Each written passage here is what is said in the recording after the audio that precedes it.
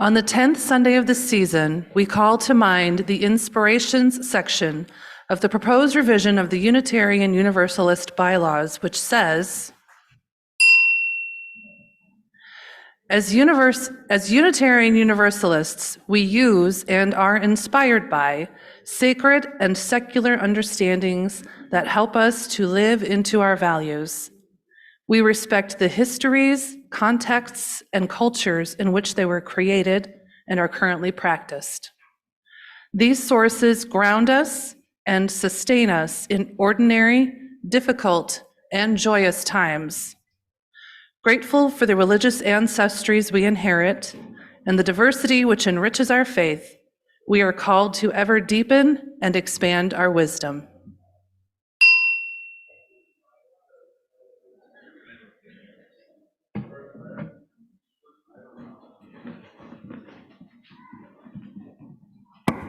Please rise and body your spirit to join me in singing our opening hymn, number 1000 in the Teal Hymnal.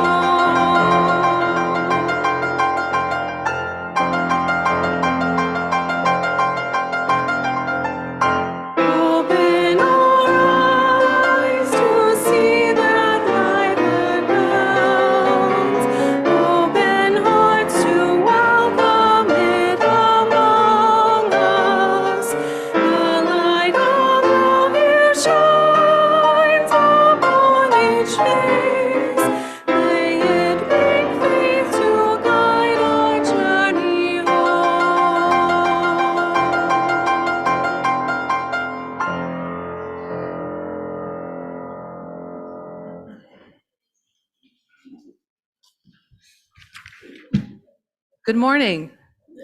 I'm Elizabeth Williams, and my pronouns are she, her, and hers, and I am your celebrant this morning. I'm the Reverend Meredith Garmon, Zizir or he, him, interim minister. Welcome to the First Unitarian Church of Des Moines.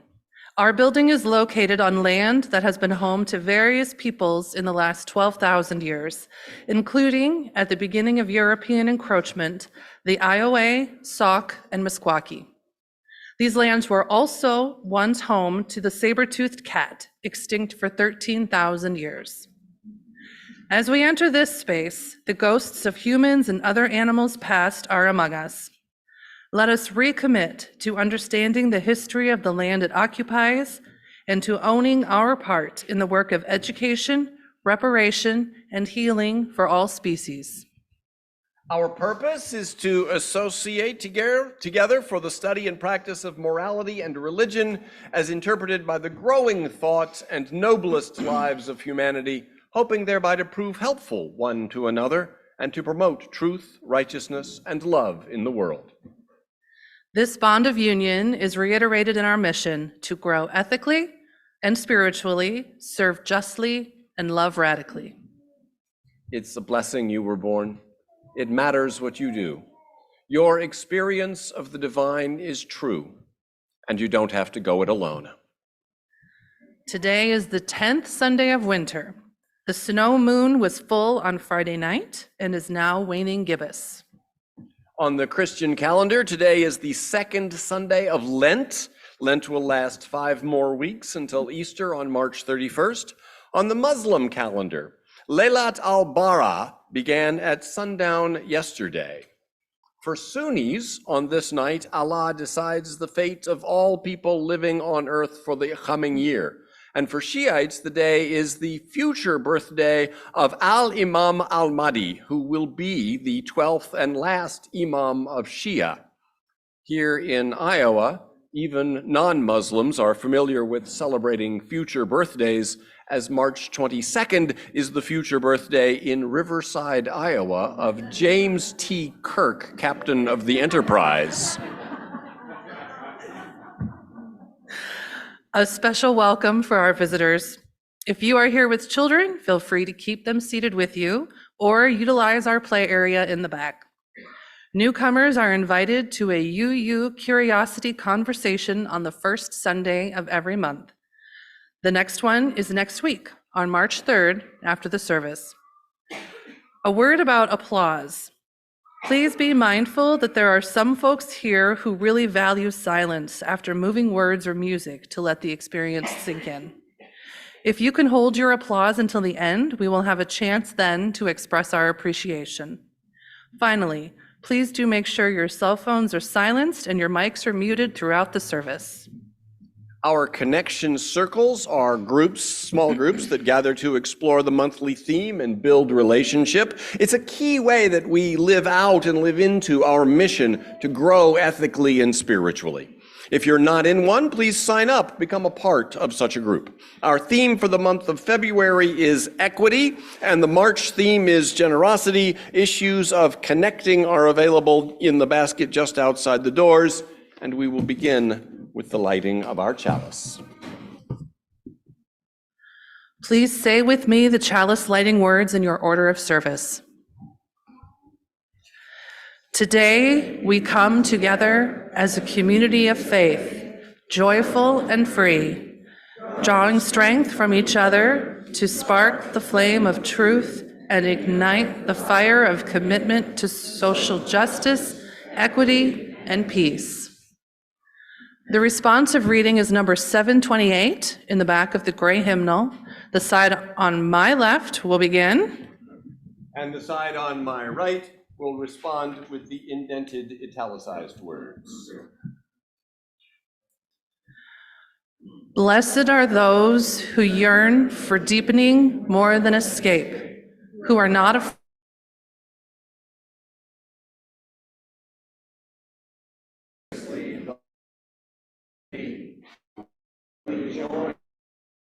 and learning to minister and be. Blessed are the children. Invite their friends to come, join in fellowship, service, learning, and growth. Blessed are those who support the church and its work by their sustain and generous giving, and who give of themselves no less than their money. Blessed are those who know that the church is often imperfect, yet rather than harbor feelings of anger or disappointment, bring their concerns and needs to the attention of the church leaders.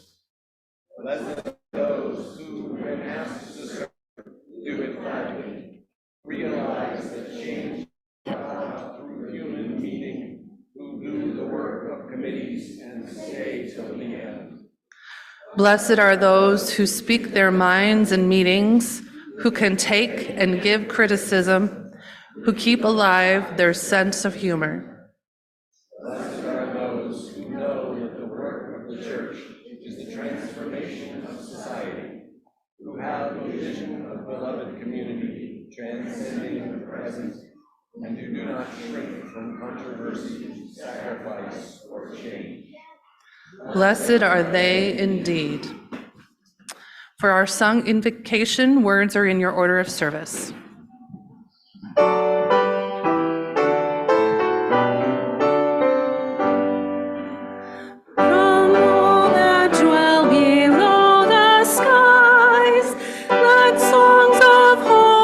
Faith arise, let peace, goodwill on earth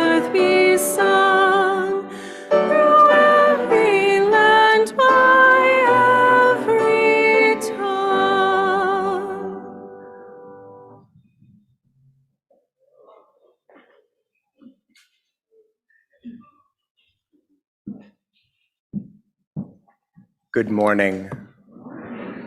My name is Birch Spick.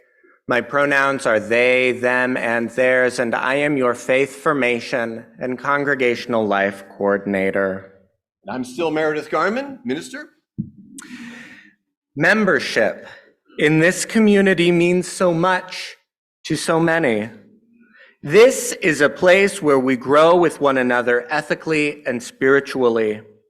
This is a place where we commit to serve our world and one another more justly. This is a place which calls us to love radically. Each time we draw our circle wider by one person, we live into our mission and values. The membership affirmation is an occasion for all our members to renew the vows of membership. For like anything, church membership has meaning to the degree that we commit to it. To take a moment to say out loud that we are members, to embrace together some words that point in the direction of growing and deepening our faith, is a helpful and encouraging thing.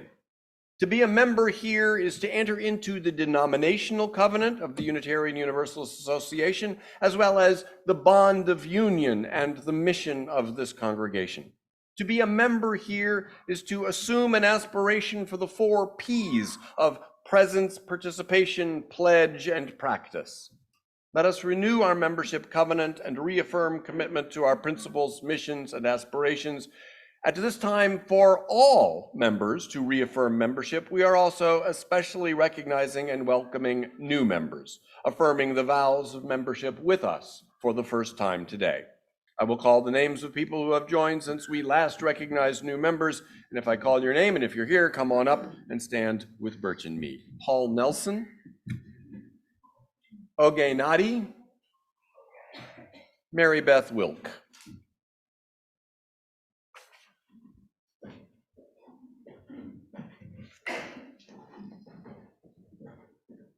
I invite all our members to participate with me in the words of membership affirmation. Those who are new and those who have been committed members for years and decades. To our visitors and guests and friends with us today, we thank you for being here. We are honored to have your witnessing presence for this act of commitment and recommitment of our members.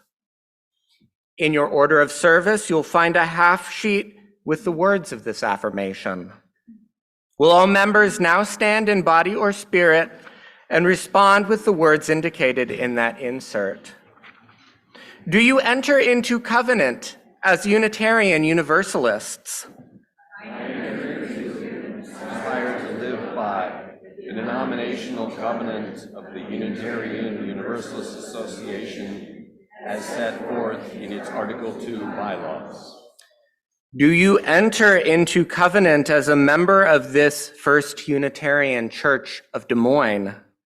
I commit myself in covenant with all members of First Unitarian Church of Des Moines to associate ourselves together for the study and practice of morality and religion as interpreted by the growing thought and noblest lives of humanity, hoping thereby to help couple one to another and to promote truth, righteousness, and love in the world. This is our bond of union. I commit myself to our mission to grow ethically and spiritually, serve justly, and love radically. You are entrusted with the authority to decide by your votes who shall be your officers, your minister, what our budget will be, and whether to adopt congregational resolutions. With this authority come the aspirations of membership. I accept the authority entrusted in me and will strive to give the church the gifts of my presence, participation, pledge, and practice. Thank you. You may be seated. Birch is giving each of our new members a flower, For us, the flower is a symbol of our individual beauty in the midst of welcoming and nurturing community, and also a symbol of blooming possibilities for us as we come together to be a faith community of memory and hope. We also have a document for our new members affirming our commitment to their support, and it includes our pledge to support them.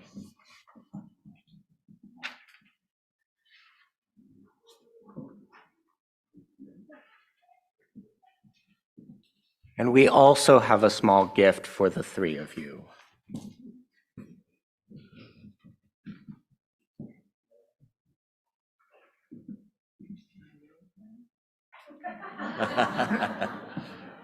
We'll get you one. Our newest members have joined with you today in affirming the covenants of membership. Let us honor them with the congregational pledge on the back of the insert. Please say with me, we, the members of First Unitarian Church, welcome you to our covenant and our shared journey to grow, serve, and love. We welcome your contributions, for through our common effort, we may nurture our spirits and help heal the world. In gratitude, we accept the unique gifts that you bring to our beloved community. And your pledge of your presence, your participation, your Unitarian Universalist practice, and your support of our community. We pledge to support you and your families with friendship, goodwill, and respect. After the service, please heartily greet our new members with the right hand of fellowship and welcome. And let us now make an exception to our practice of not applauding during worship and put our hands together in appreciation of our new members.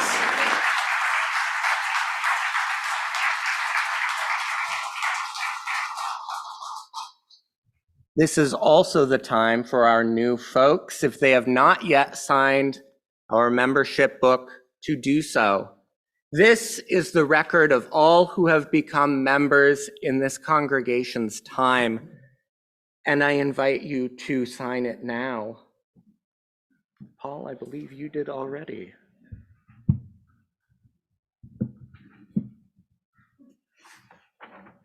Okay.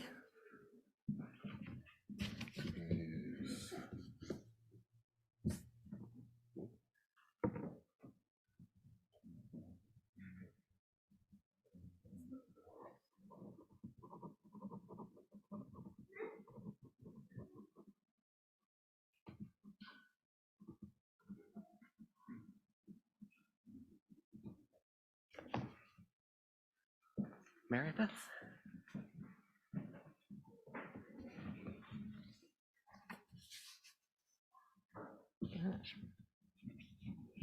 Sorry.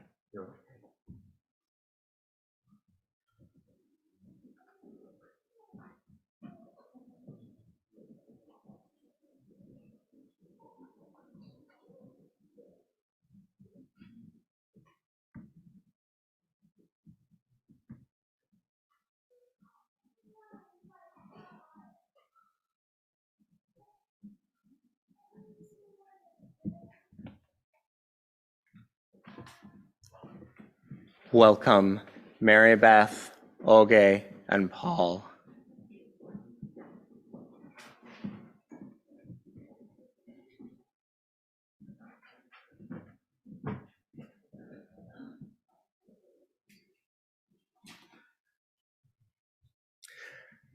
Our story today is Malala Yousafzai, Warrior in Pink.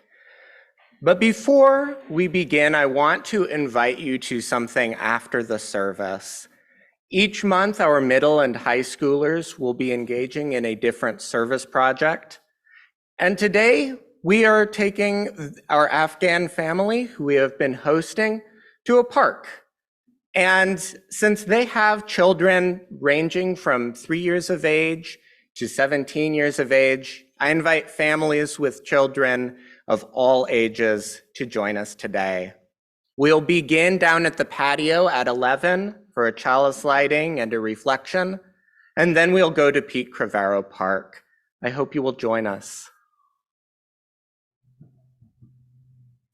Malala is a miracle in pink. Malala is a warrior with words. Malala Yousafzai did not celebrate her 16th birthday with a sleepover, but with a stand-up. It was a miracle she could stand at all. She stood up in front of the whole world to prove that words have power.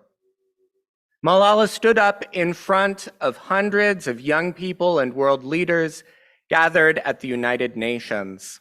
We will bring change through our voice, she said. She asked every nation to make it possible for every child to go to school for free. Every child, every country, free school. Our words can change the world. Where did Malala learn what she could do with her words? She was born in Mingora on the River Swat in northern Pakistan. She remembers, My Swat is a land of sweet green valleys and mountains shimmering with snow, where people came to refresh their spirits and be together with their families. Her mother was the heart of their home. She's sweet, but she is strong and determined and a supporter of her daughter.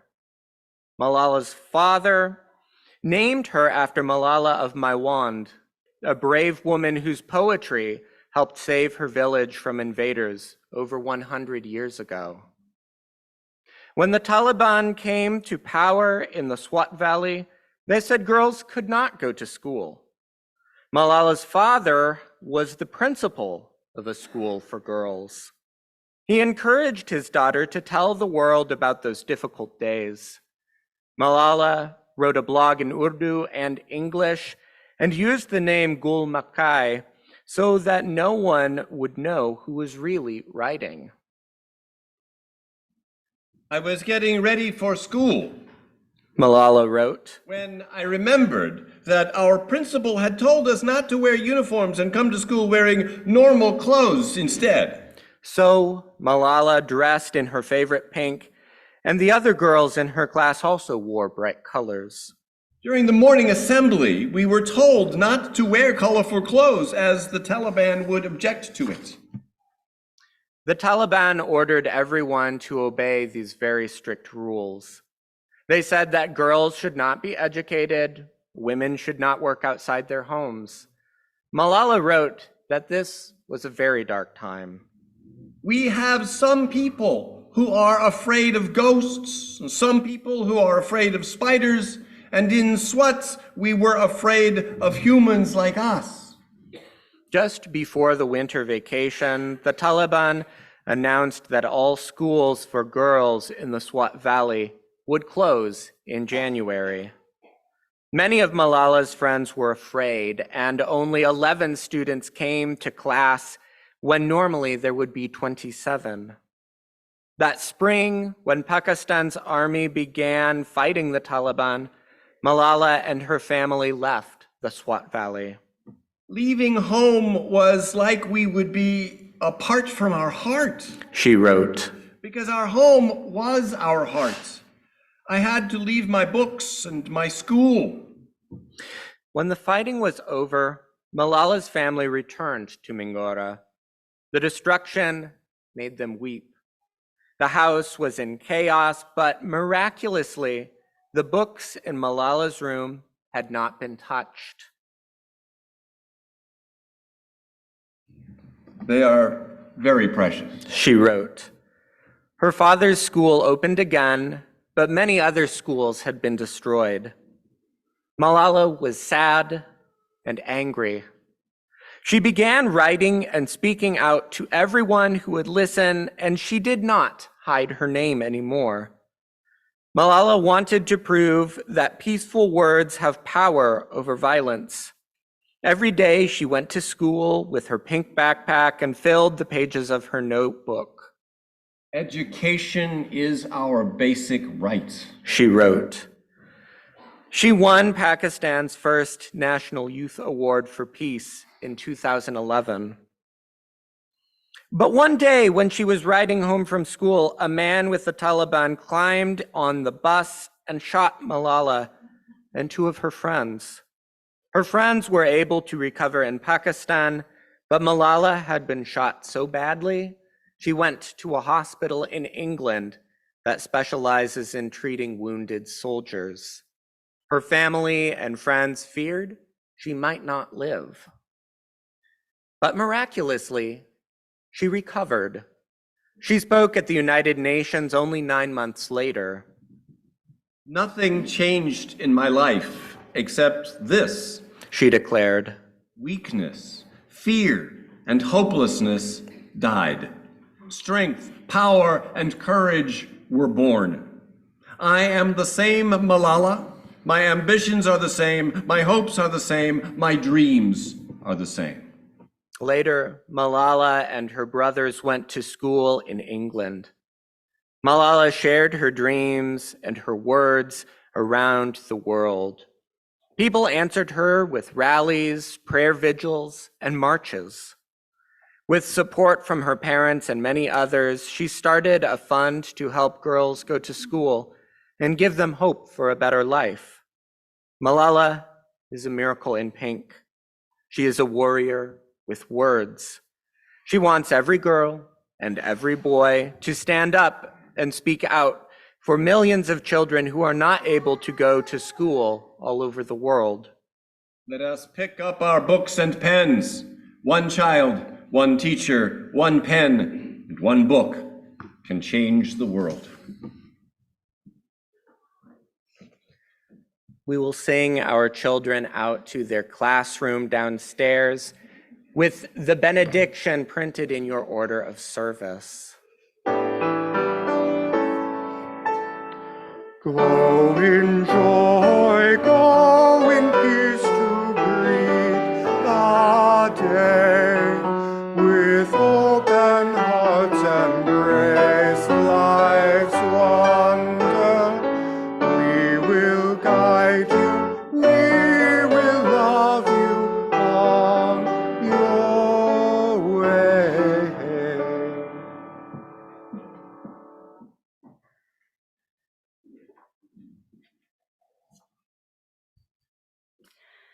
Good morning. My name is Sarah Chong. My pronouns are she or they, and I've been a member here for over 10 years. I've agreed to share today why I value our church enough to give generously of my presence, participation, pledge, and practice in order to not only maintain our church community, but also support its growth and future. I came to Unitarian Universalism because it reflects my values and offers abundant ways to explore meaning and act for positive change. As a singer, one of the first things I did was to join the choir, and that fills my spirit and has also catalyzed some of the dearest friendships in my life. Another way I serve here as a faith formation facilitator.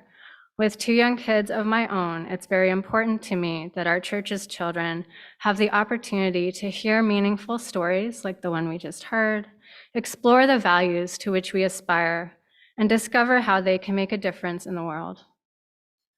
I know some of you through adult classes we've taken together, as I'm a voracious lifelong learner, always eager to feed my spirit with sometimes more than I should perhaps try to fit in.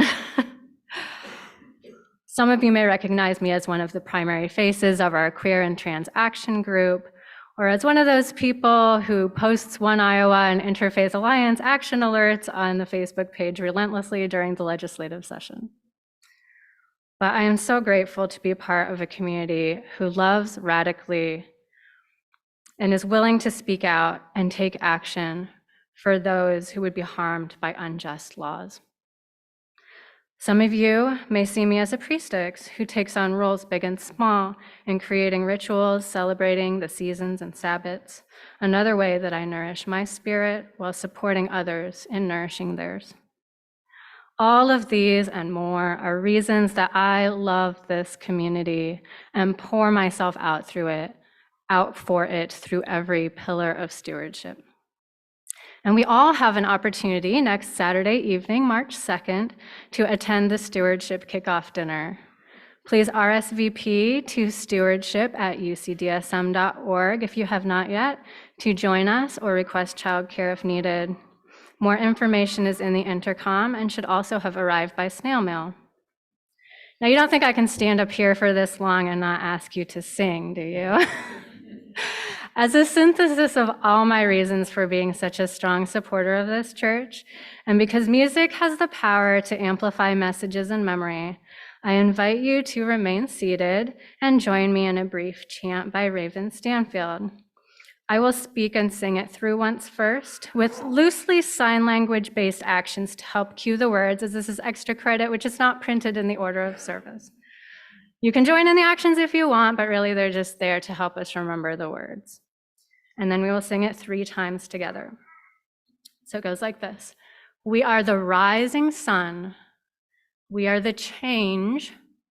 We are the ones we've been waiting for. And we are dawning.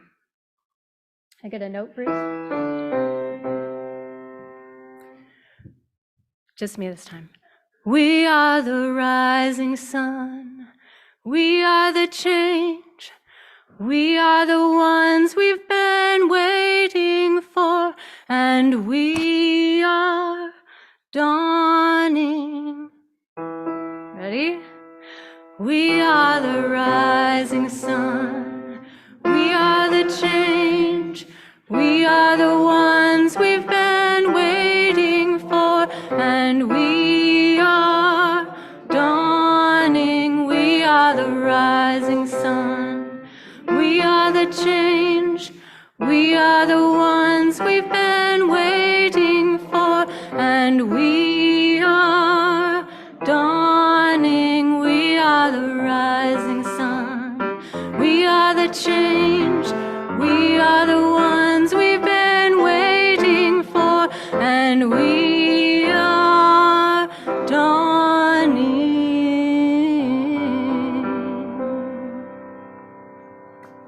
Let's ignite the fire of commitment and be the change.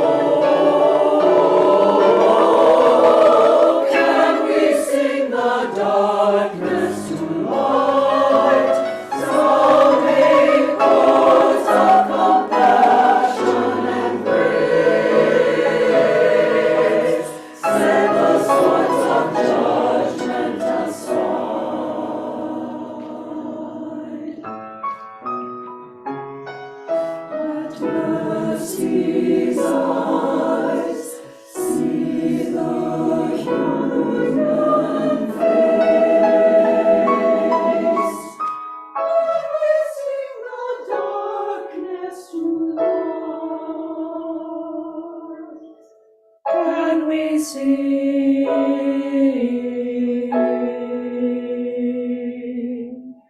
Can we sing?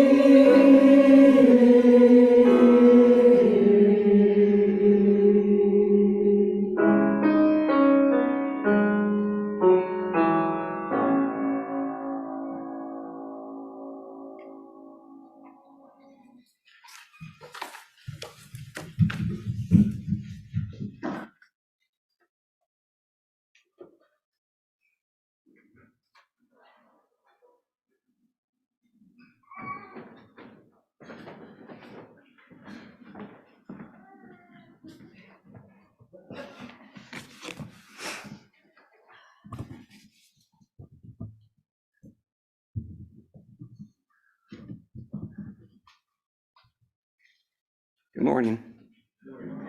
My name is James Carty. I am a pastoral care associate. Our church is a community of memory and hope, a community of hands and hearts, a community for sharing laughter and tears and bearing witness to one another as we journey through sorrows and joys. Sometimes we do this in group gatherings, and sometimes you just need one other person to hear and to hold with you whatever you might be going through. That's what your pastoral care team is here for, to help you process any significant transition. So if that's you, please speak to me or another member of the pastoral care team, or email, ready? pastoralcareteam@ucdsm.org. I can see me after church if you really need this email address. Today we share with our congregation. Last Thursday, a small memorial gathering was held for Jim Bush at the church. He did not want a service, but his sister and her family wanted some sort of gathering. We were glad to host them here and honor our friend Jim, who died last Sunday, February 18th. Ed Hodgkin shared this update. Joy, joy, joy. Wait, let's try that again. Okay. Joy, joy, joy. I have wheels. And Ed says, thanks to everyone who supplied willingness and rides throughout this difficult time. And this joy was shared from David Proudfit. A great big thank you to all church members who have sent cards and messages over the last several months. I am with you via Zoom every Sunday. So, Dave, that's for you, and thank you. With that, we wanted to extend our appreciation to everyone who volunteers to help with memorial receptions, give rides, provide a meal, or send cards to brighten someone's day, or otherwise let someone know their church community is thinking of them. If you would like to sign up and be part of the caring community, there is a sign-up sheet at the caring ministry desk outside the auditorium doors. We also want to publicly acknowledge and thank Susan Jellinger and Carrie and Lynn George, who coordinate memorial reception volunteers. Jill Mosier, who coordinates her time as our card ministry coordinator, and Janice Hawkins, who coordinates volunteers for meals and rides. Thank you for all you do to strengthen the caring community of this church. Let us share together now the names of anyone we know who could use some special care and attention. You may call the name out loud or type it into the chat. As we share these names, may the love of this community hold them all.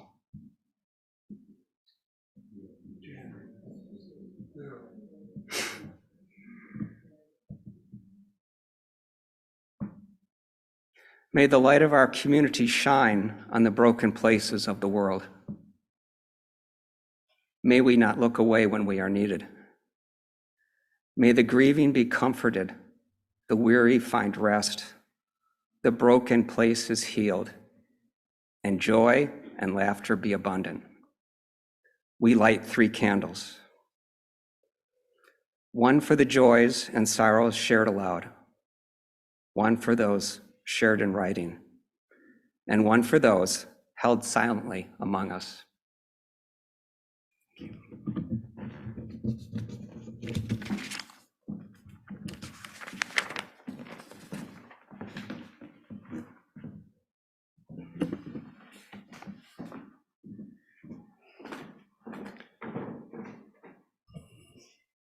Dear spirits of life and love, the world at war is far from Iowa, yet the violence and grief pierce our hearts, for we yearn for peace and justice for all our siblings. In the Middle East, Netanyahu pushes for indefinite military control over Gaza in defiance of foreign pressure to allow a Palestinian state. We yearn for peace and justice. In Ukraine, the 2nd anniversary of Russia's invasion was yesterday, as Ukraine's troops suffer growing losses on the battlefield and Russian forces have been gaining ground. And we yearn for peace and justice. In Yemen, Iran-backed Houthis have been for the last 4 months attacking sea lanes critical for global trade. Yesterday, US and British warplanes carried out another round of large-scale military strikes on Houthi-controlled areas of Yemen. And we yearn for peace and justice.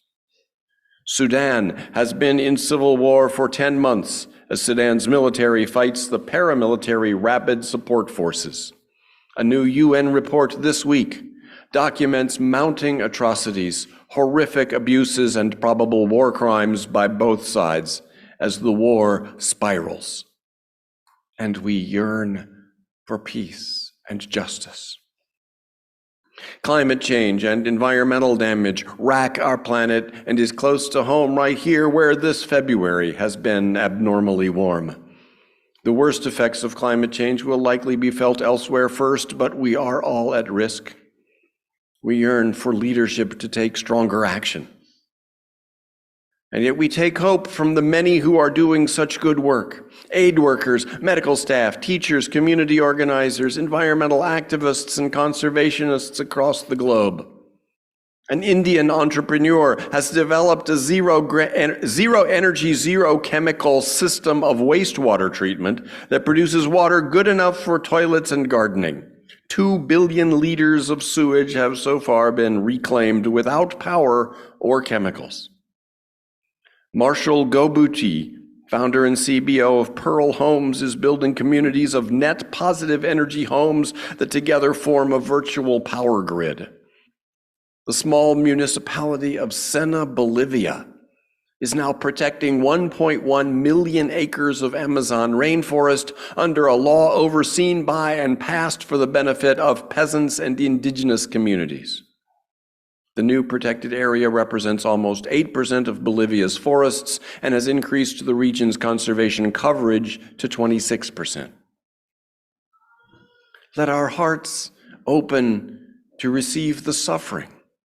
Let our hearts open in gratitude for all the courage and compassion. Mindful of this world of hurt, let us bring our own compassion to every moment. Let us be voices of justice and peace in everything we do. Let us confront what is cruel. Let us heal what is broken. Let us delight in what is good. For only this use of our blessings is worthy of the grace that bestows them. For what has been said and for all that we are holding silently in our hearts, we observe a minute of silence.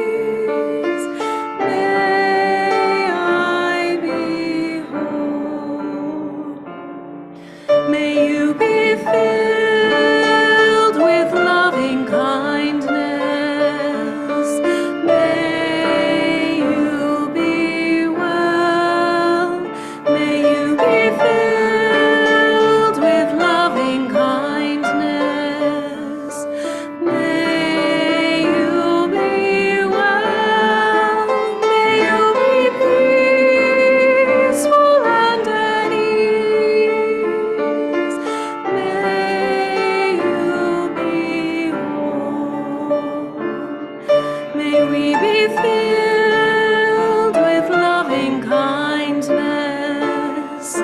May we be well. May we be filled with loving kindness. May we be well. May we be peaceful and at ease. May we be whole.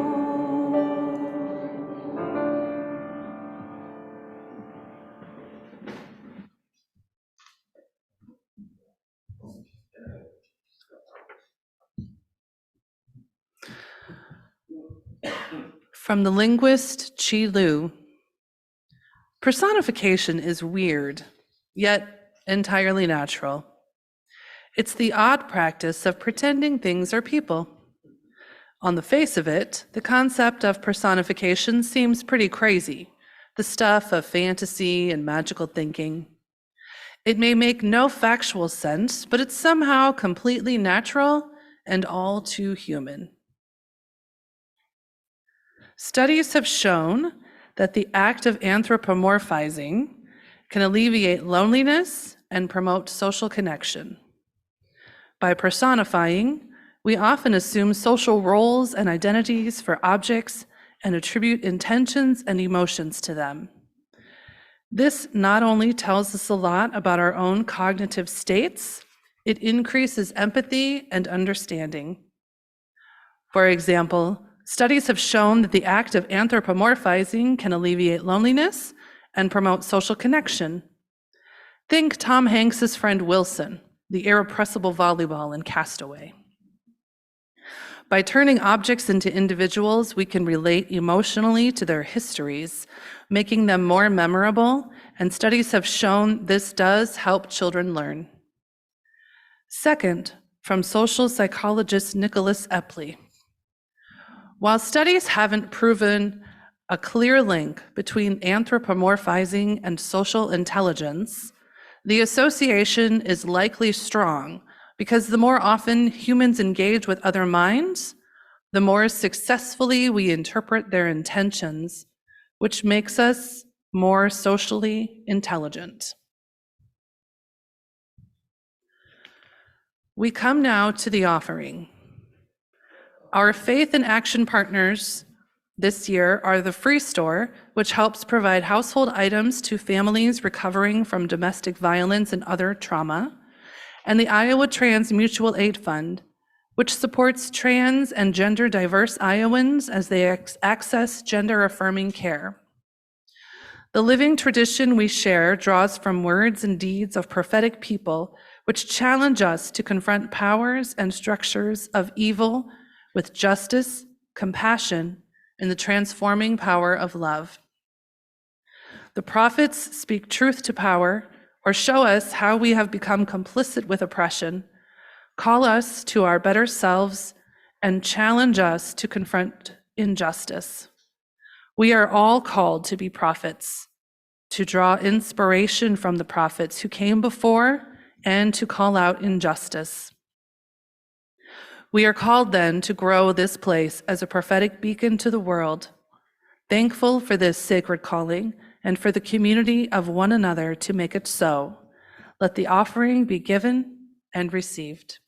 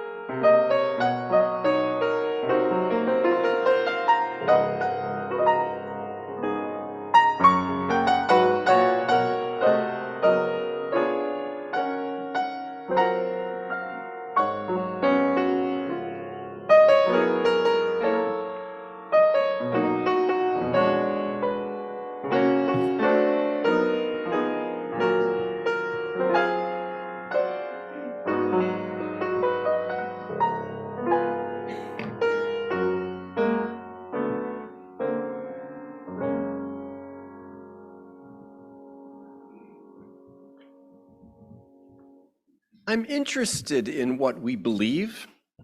And in particular, I'm interested in those things that we believe but don't really believe. The things we pretend to believe, and why we do that. For example, we personify inanimate objects, and that's a pretend belief. Do you talk to your car? Come on, start.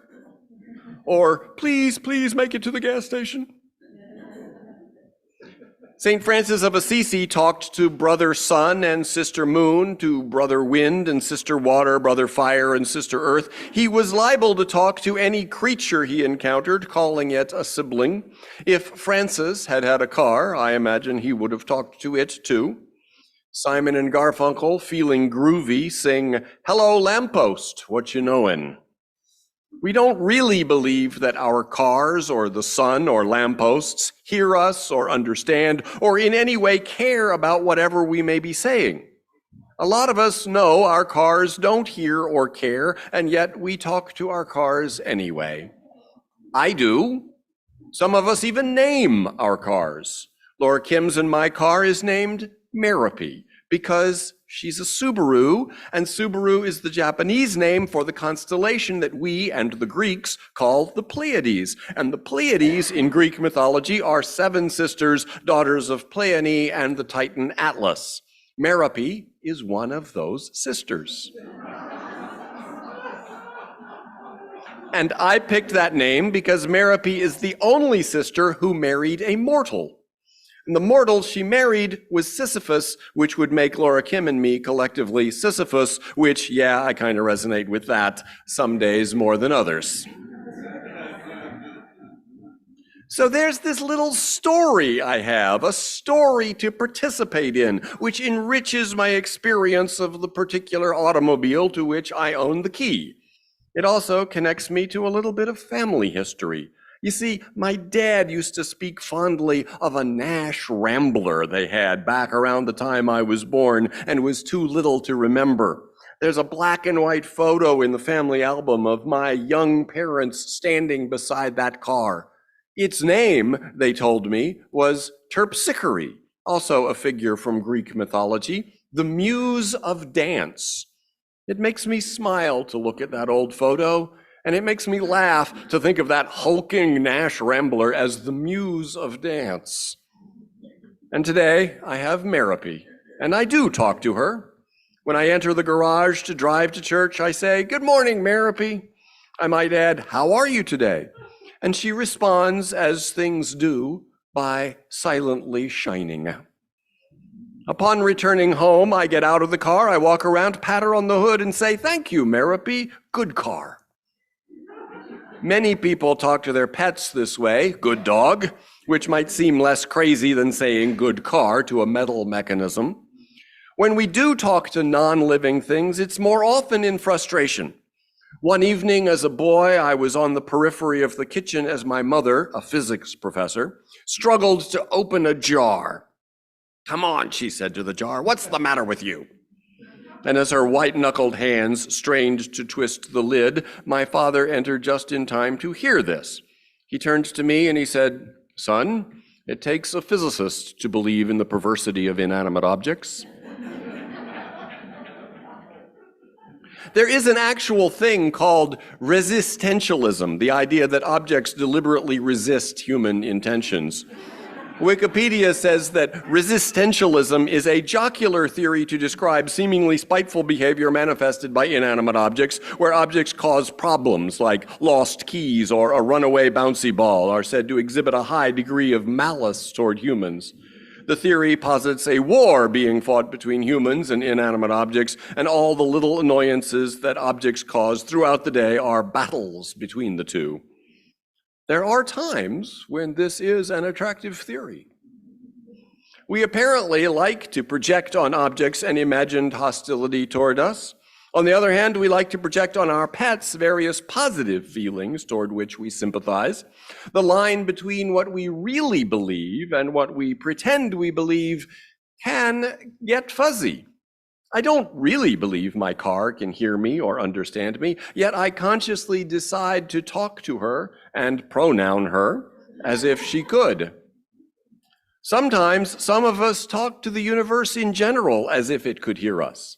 And after all, isn't that what prayer is? Consciously deciding to talk to the universe in general as if it could hear and understand us? Prayer is good for us. It helps orient us to the way that we want to be oriented. It draws on the part of the brain that we use for relating to other people, that constructs an understanding of other people as person-like, as having agency, as having beliefs and desires. To address our car or reality as a whole as person-like puts us into a story that enriches the relationship and makes it more meaningful. If you have one of those smart speakers in your home, you can say, "Alexa, what's the weather?" Or "Alexa, play NPR." And for those of you listening at home, if I have activated your Alexa, my apologies. You can say mean things to your Alexa, and it won't have any effect at all on how she performs with your next request. Or you can be nice and you can say, "Alexa, thank you." And she will say, "You're so very welcome." And that won't have any effect on how she performs on your next request either. But it has an effect on you. The practice of being nice to things around you is a practice, and it shapes you, whether the inanimate things care or not. Just as prayer is a practice, and it shapes you, whether the universe as a whole hears or cares or not. Pretending that they are person-like helps reinforce habits of how you treat actual people. You don't really believe that Alexa or your car is a person, but it's good practice to pretend she is and be nice anyway. On the other hand, believing in the perversity of inanimate objects, as Dad gently suggested to Mom, maybe isn't a belief or even a pretend belief that you would want to have. Resistentialism is maybe not good practice because it trains you to see more perversity everywhere, including in your fellow humans. As the twig is bent, so grows the tree, and the tree of you is always growing. Certainly, it's good practice to treat your dog as person-like, as having beliefs and desires entitled to a certain degree of concern and respect. It may be the case that your dog's person-likeness is another pretend belief, that dogs don't really have the feelings we attribute them, but keep in mind that you and I might also not really have the feelings we attribute to each other either. It's unclear how much of a distinction to draw between human and canine emotional lives. We might not even really have the feelings we attribute to ourselves. Psychology professor Lisa Feldman Barrett argues that emotions are mostly socially constructed.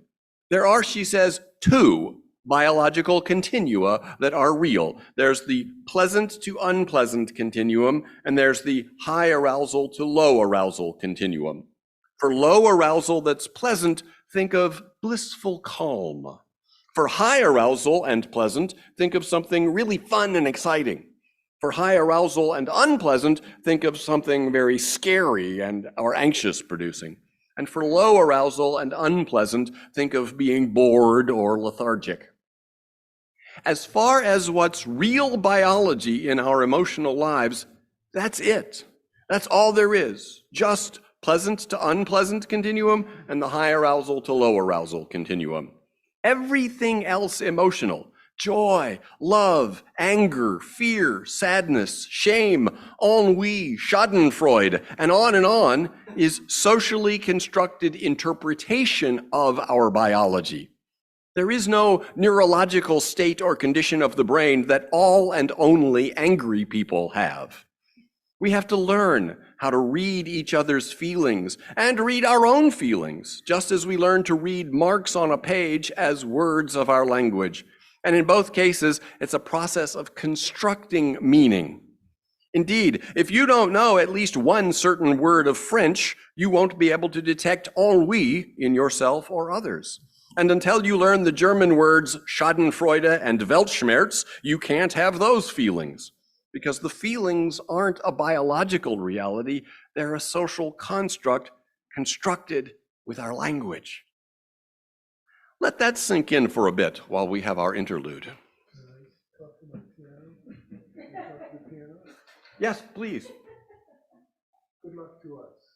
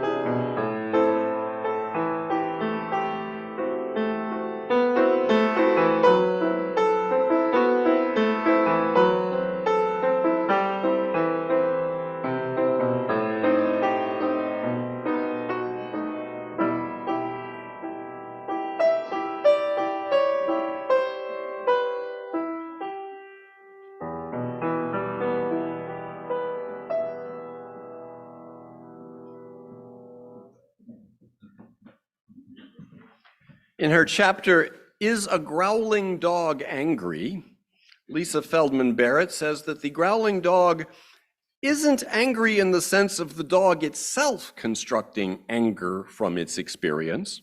Anger is an interpretation, and dogs don't interpret that way, she says. That is, to be angry requires speaking English or some language with a word that translates as angry. Since dogs don't speak such a language, then in that sense, the growling dog isn't angry.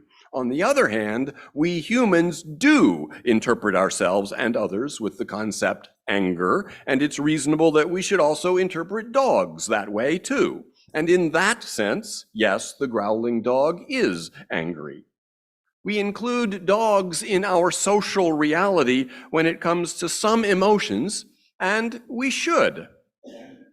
Reality, says Philip K. Dick, is that which, when you stop believing in it, doesn't go away. Expanding on that a bit, we might say physical reality is that which doesn't go away even if everybody stops believing it. Social reality is that which doesn't go away if you alone and by yourself stop believing in it, but does go away if everybody stops believing in it. Anger, in dogs or in humans, isn't physically real. If no one believed in it, it wouldn't exist. Money, for that matter, isn't physically real either. There's coins or paper or these days electrons in bank computers, but none of that has value. None of it constitutes money unless humans believe it does. If no one believed in money, it wouldn't exist.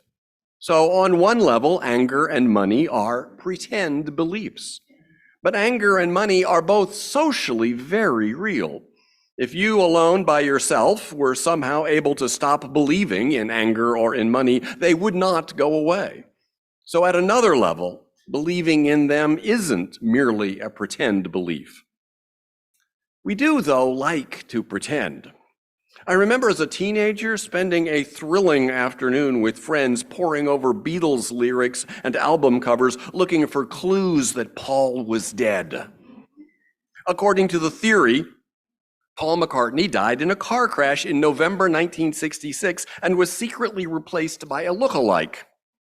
Clue hunting proved infectious and became an international phenomenon. It was kind of exciting to see a clue. Oh, look, there's this picture from the Magical Mystery Tour album, and they're all in white tuxedos with roses on the lapel, and the other three have red roses, but Paul's rose is black. Ah!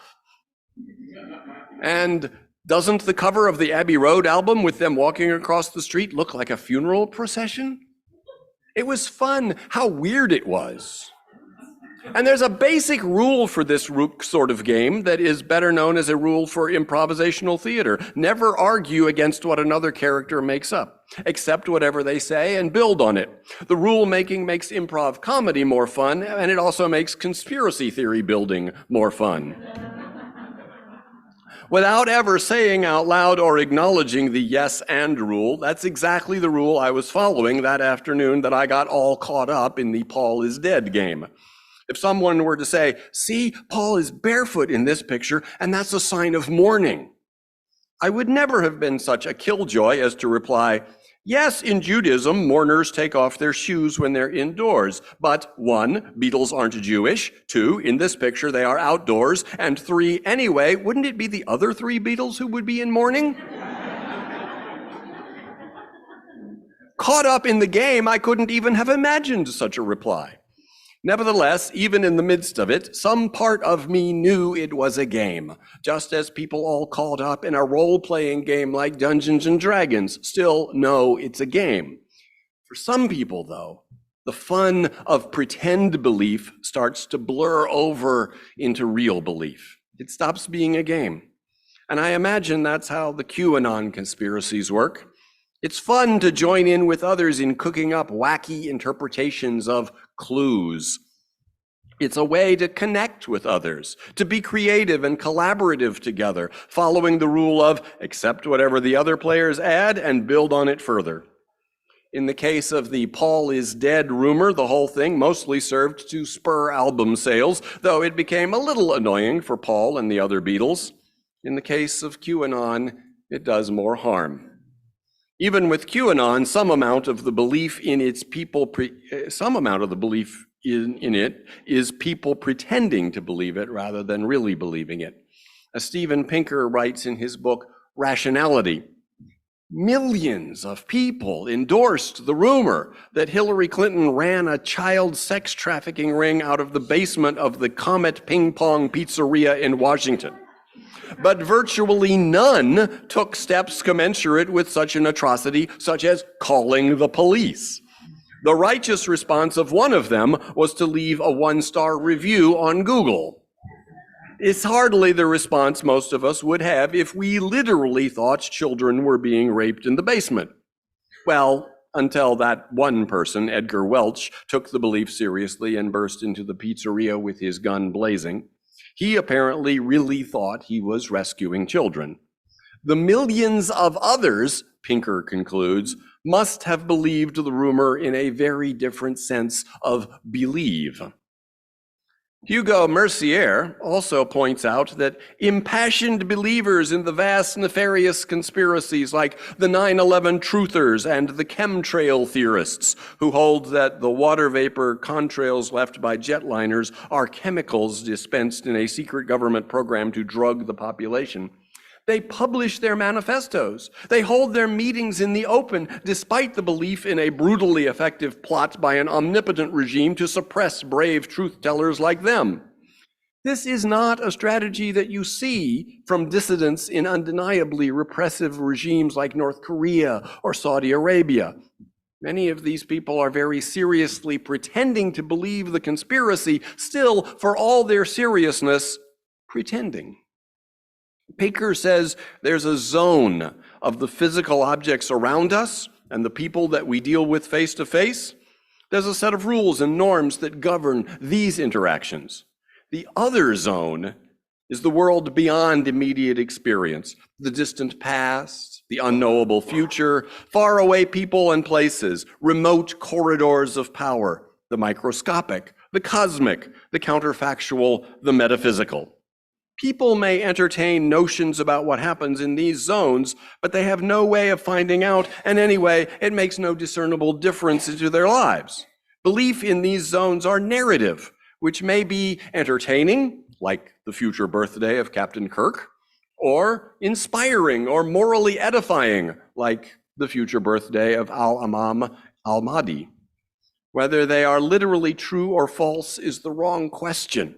The function of these beliefs is to construct a social reality that binds the tribe or sect and gives it moral purpose. The conspiracy theory behind anti-Semitism has been growing and morphing and poisoning minds for centuries. It's hard to imagine that it was ever fun, but the way it evolves suggests the application of the yes and rule to bizarre interpretations of fabricated clues. Such conspiracy theorizing does function to construct a social reality that binds the tribe or sect and give it a moral purpose. Evil doesn't start out as evil. It starts as a very human, necessary function. We need to make sense of our world, to have a story to participate in that lends meaning to our lives. And sometimes the stories turn toxic. We need to have our stories, but what can be done about the toxic ones? Of course, the obvious: stand up for the truth. Be willing to violate the rules of improv and say no rather than accepting and building on the other person's craziness. Adhere to good standards of credibility. Don't leap to conclusions beyond what the evidence supports. Cite your sources and ask others to cite theirs. Be skeptical. Be ready to change your mind. We need a lot more observance of all those guidelines. And I have one other suggestion, not so obvious. Take an improv class. Encourage the teaching of improv in our schools. I suggest this because improv actors know they are acting, and we need to get better as a society at drawing the distinction between when we're really believing and when we're pretending to believe. We don't need to stop all pretend believing as if we could. We don't need to stop having money and constructing emotions. We don't need to stop playing board games with storylines or talking to our cars and our pets or brother sun or to lampposts. Much of that is helpful or good for us and good practice. We just need to be able to step back sometimes and recognize that we are, in fact, playing make-believe here. Also, improv is hugely fun, and we could all use more fun. We need to have more fun with this weird thing that we're all saddled with and blessed with, called being human. May it be so. Amen.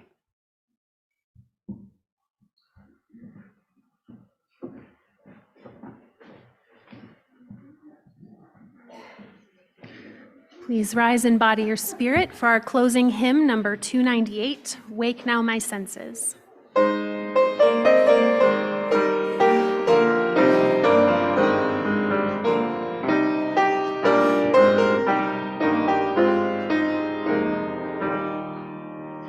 Wake now my senses and hear the earth call. Feel the deep power of being in all. Keep with your web of creation your vow. Giving, receiving as love shows us how. Wake now my reason, gauge out to the new. Join with each pilgrim who quests for the true. Honor and beauty and wisdom of time. Suffer thy limit and praise the sublime. Wake now compassion, give heed to the cry. Voices of suffering fill the wide sky. Take as your neighbor, hail stranger and friend, praying and striving their hardship to end. Wake now my conscience, with justice thy guide. Join with all people whose rights are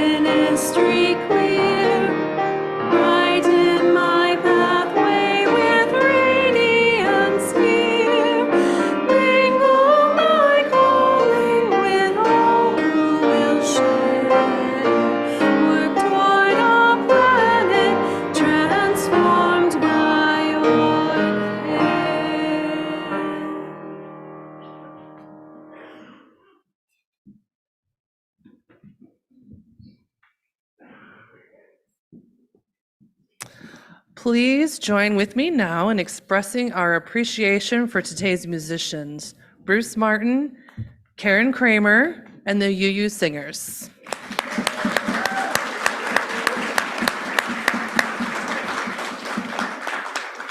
And please say with me our unison chalice extinguishing words as you extinguish your chalices or candles at home. May we live a life that is not in vain. May our works and deeds have meaning. May the path that our ancestors tread, that we follow and leave for others, lead to true equity and justice. May you believe boldly, and may you believe cautiously, and may you have the wisdom to know when it's appropriate to do one and when the other. Go in peace.